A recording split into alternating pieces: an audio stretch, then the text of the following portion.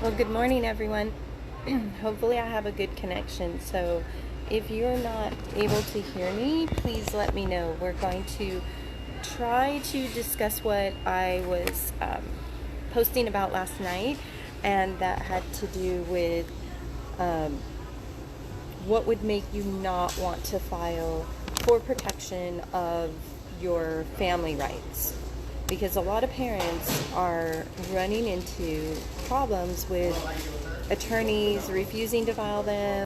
Hopefully we're not going to have this connection problem again, but judges threatening you, telling you not to pursue your arguments regarding your constitutional rights. And we're also going to talk about the dangers the courts are exposing your children to. So if your attorney is saying that if you file these, the judge is going to get angry with you or punish you, the judge is saying don't bring up your constitutional rights or they'll put you in jail, or opposing counsel is filing to have you sanctioned, would any of those things make you stop fighting? And this is super important that you guys respond, because we need other officials who are working in these areas and legislators who are making the laws see and understand if you are being chilled from arguing and protecting your rights, right? And let me talk to you about why it's so important to protect these rights. Your children are being exposed to some monstrous things. They are being put in judges' chambers with judges whom you don't know. You have no idea what they're doing with your children.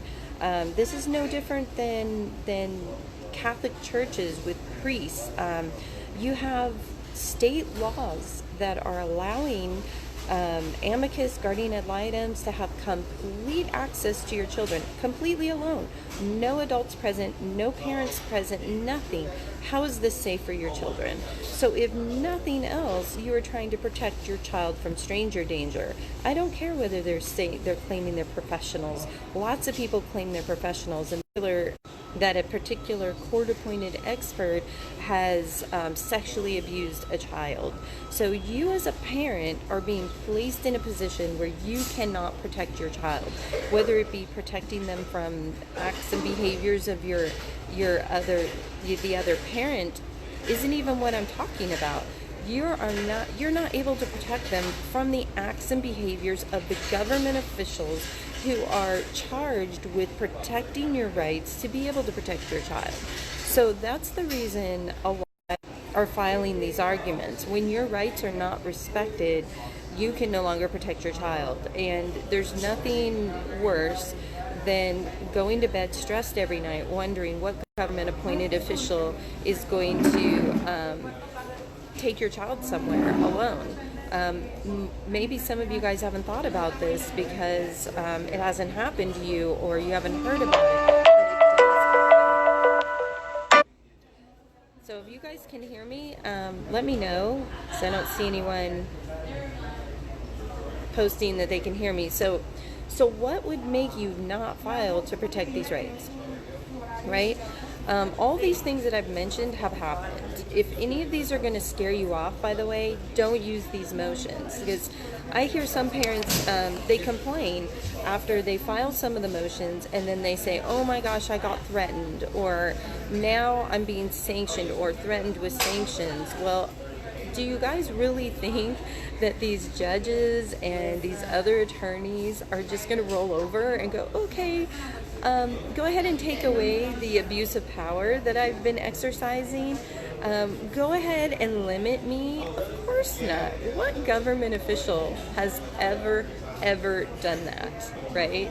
So if you think for 1 second that they're just going to let you win this piece of cake, silver bullet, as soon as you file, you are sorely mistaken, and you don't need to be using these motions. You need to learn. If you're not a member in our site and you're filing these motions, then you need to take it upon yourself that you're not following the process, that you don't know the rights, that you're frivolous. They're going to try everything they can to shut you down.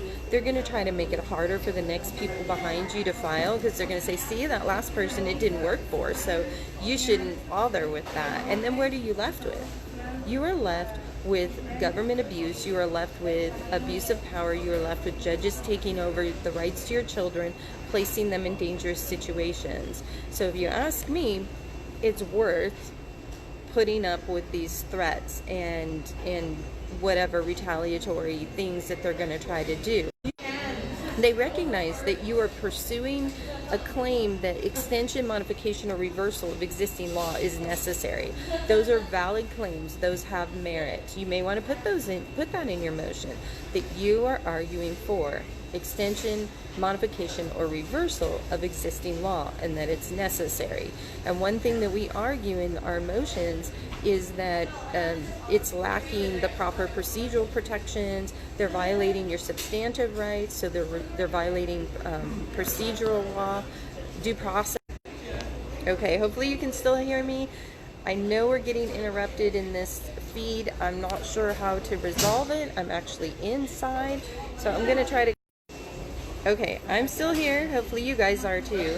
So, smart judges recognize what you're doing and will allow the arguments so that you can develop the record. Corrupt judges are going to throw fits and punish you. So let me help you with a different perspective on fighting for these rights. Instead of going into this thinking that you're not going to get beat up or punished, you need to change that. You are going to get beat up. They are going to try to punish you. All right, hopefully you're still with me. Okay, so if women... Okay, so we're talking about fighting for your rights and parents getting upset because they get threatened with sanctions when they file motions or materials that we have. Well, I don't know what you guys expected. This has happened in every movement, right? Women, blacks, Mexicans, gays, the people who fight for Jim Crow laws, slavery, and for rights to vote. They were scared off, they were beat up, they were killed, I'm getting really tired of this connection interruption. People who were fighting for rights to vote had their children taken and thrown in jail, right? How is that okay? It wasn't, but it happened. So you are going to get punished. You are going to get threatened. And if you can't handle that, then don't do it, right? Just take what they give you. Just be under their control. If you're not okay with that, then you're going to use materials that are effective, that are eventually going to win. They have been winning in some areas, by the way.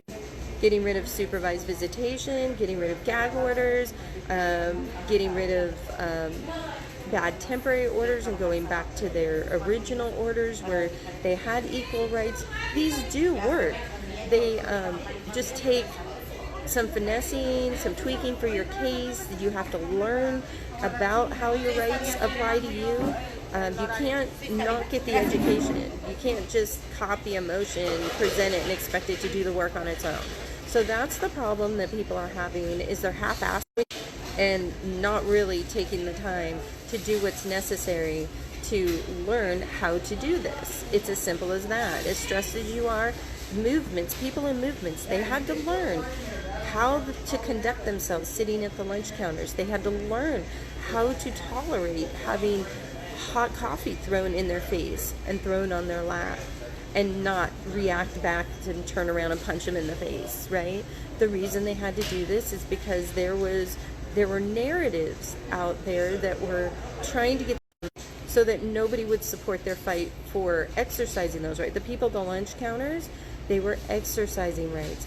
You are fighting for rights that you're already entitled to. So you're fighting to be able to exercise your rights. A little different than the movements who had to fight for rights.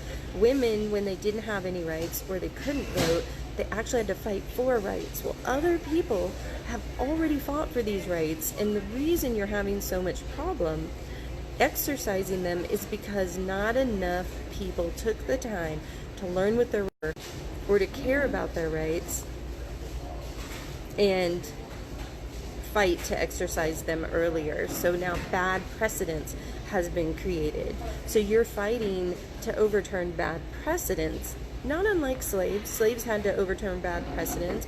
People that fought to overturn Jim Crow laws, they had to overturn bad precedents because there was lots of case law that supported those bad laws or doctrines, right? So the same thing is happening with you. Best interest is creating bad law and bad doctrine. I was talking to a dad yesterday, and he said it feels terrible to fight against taking care of my child, and he was relating to child support. They were making him feel bad to fight against child support because they said child support was to benefit and take care of his child. We had to reset his perspective and ask him if he ever abandoned his child, if he ever failed to provide for his child directly. He said no.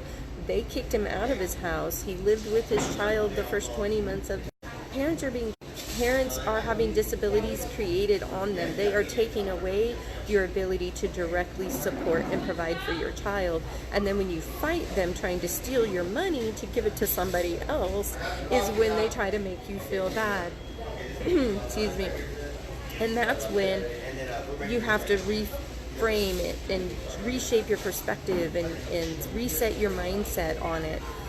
So you wouldn't be enjoying rights today if others hadn't fought and won them for you. So that's why you're doing this is, sorry, I was interrupted. So that's why you're doing this, because you don't want to continue that bad cycle, that you don't want to perpetuate the bad precedents that they've set and the rights that they've taken away that's hurting you and hurting your children. So if any of you are saying that it's too scary, or you think that it's better to try and appease them and let them play games with you and your child's rights, go right ahead. But let's not mislead others. Let's not be posting out there, hey, these don't work, right? Could you imagine if all the women who were thrown in jail and had their children taken away said, forget it, okay, I give up. This doesn't work, so I'm not going to fight for women's rights. Could you imagine if people didn't fight slavery? It would still be in practice today.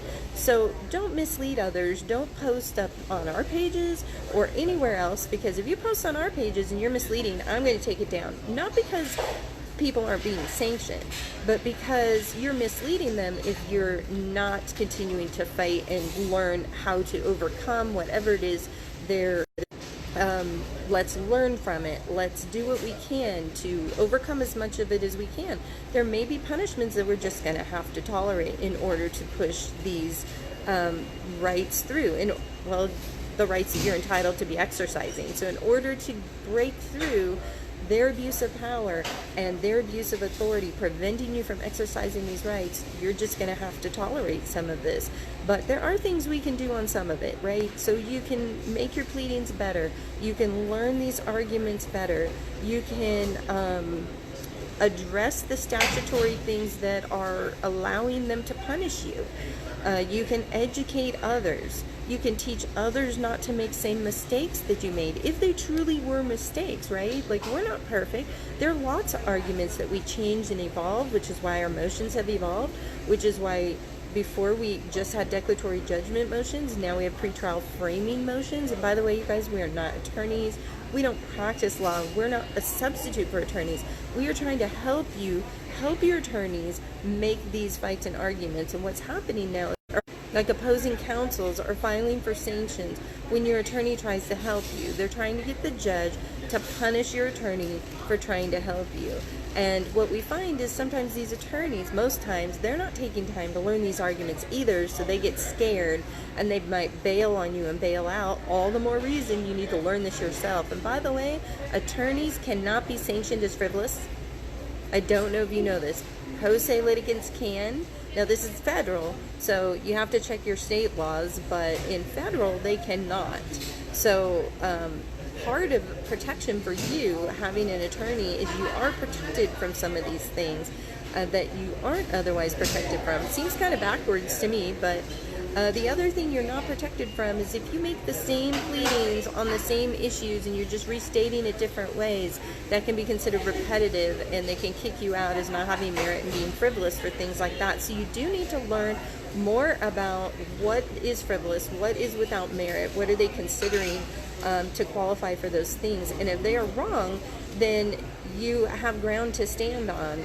If you qualify for them to punish you, that's a different story. But if they're wrong, they're wrong. Lots of parents have been shut down or lost at trial court levels, at the first appellate court levels, and then maybe one at the state Supreme Court levels. Maybe they lost all the way through.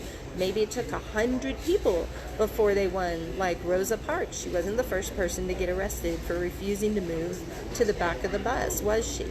So it took many people doing this and many people being punished before they either got a bad law overturned or before they could exercise their right without being punished, right? So that's the way it works. So again, if you're not taking necessary steps to continue your learning or use the arguments, if you're not a member, if you're not understanding your case, and you're just throwing these motions into your court like a Hail Mary, then you should not be making these claims at all, because you will make it harder for other parents for doing the work that's necessary to advance these arguments. And you're causing attorneys to hesitate on this, which they do already, because you're not the only one getting denials or threatened with sanctions. So you got to make it easier on these attorneys. You got to do your homework. So why else would you fight for these? One, I told you that people are making little successes, right? They're getting gag orders overturned. They're getting orders overturned that are authorizing children to determine when they see you or whether they see you. They're getting unconstitutional statutes overturned, like In re Sanders, or Saunders, however you say it. The one-parent doctrine was overturned. They're getting other successes like bad temporary orders overturned. They're getting rid of gals, which gets rid of a ton of expense that drives you into bankruptcy. So fighting for these rights is worth it. Your rights give you the ability to change your posturing in the case. So using these motions, using these arguments, you're able to reposture. You're able to gain leverage that you otherwise may not have. You don't constantly have to be on the defensive.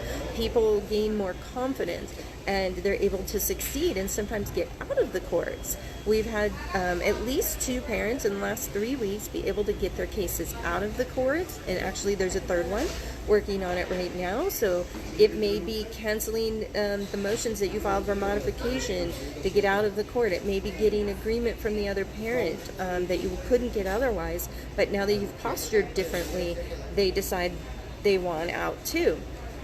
So you're in the driver's seat with these arguments, and this changes the dynamics in the interactions and the communication, something that's sorely needed if you have ever been through this and you're helping parents. And without making these challenges, you have nothing to stand on. All you can do is beg them and hope that they pick you. And once they've pretty much picked the other side, it's very rare that anyone gets it overturned. But not so when you make these arguments. So the people threatening you do so they can keep you under their control. Some say so they don't have to do the work, right? They don't want to show their work. They don't want to have to justify what they're imposing on you. Using your rights means they have to learn something and use it, and they're lazy and they don't just want to go. So the people threatening you do so because they don't want you to take away their unabridged control over your life. So if you want control back over your life, you're going to have to fight for it. It's bottom line. How many of you didn't use your right and you've been charged with child support? So by the way, not using your rights, you still get punished, don't you? So how many have been charged with child support? Put yes or no. How many of you hardly see your child and you didn't use your rights? How many of you had your authority rendered to an inferior parent when you didn't use your rights? How are those not punishment? People spend lifetimes trying to overcome the damage these courts create. How is that not punishment? So look at this correctly. And you're right. A parent pissed me off when they said, hey guys, be careful about filing these. You might get sanctioned. They might block you from filing things in your courts. Yeah, they might. They might have done that anyways without these. They might have already been doing that. And usually the parents that are posting those things are ones who half-assed it.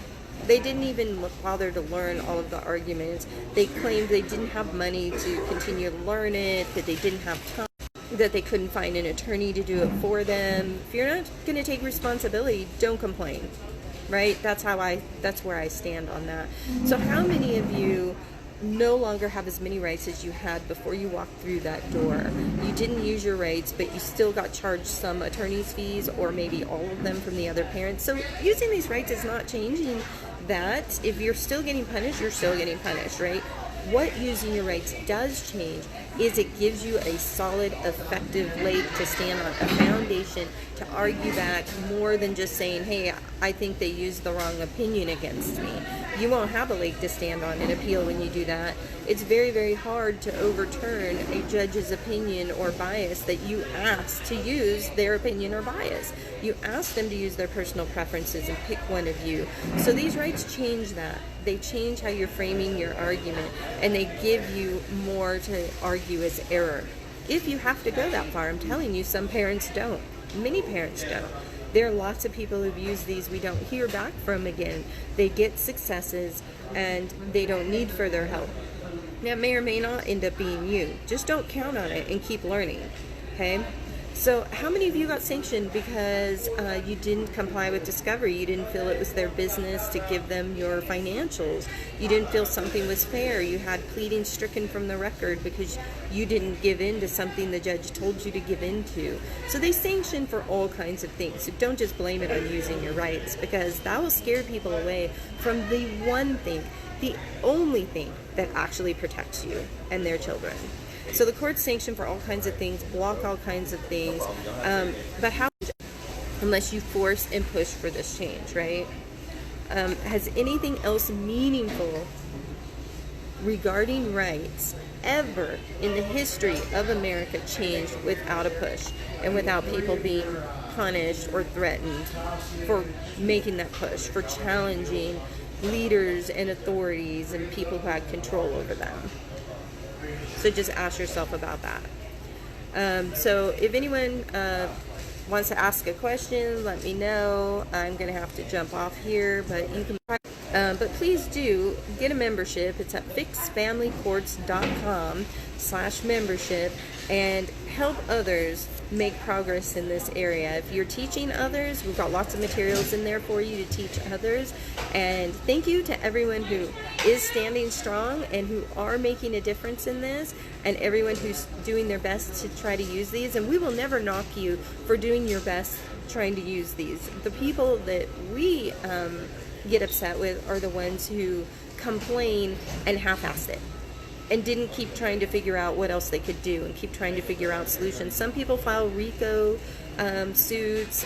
We don't really, we're not really participating in that, not because we don't believe in them, but because that's a whole nother argument. But there are people out there doing those, and we applaud them. We think every effort to challenge these abuses of power is worth every ounce of your time. We just have to focus and spend our time in the area where we're good at and things that we know, and we focus on implementing constitutional protections. So that I hope that you will share this and help others reframe their perspective and get these challenges into their cases. Without them, you will have nothing. Without them, you will be forever subject to their control. So if you want to take control of your life back, you will start learning these and using these. And I hope to see you in the membership. We look forward to serving as many people as possible. As many of you who want to fight, we are here for you. All right? Talk to you again later. Thanks so much for showing up and sharing this video. Bye now.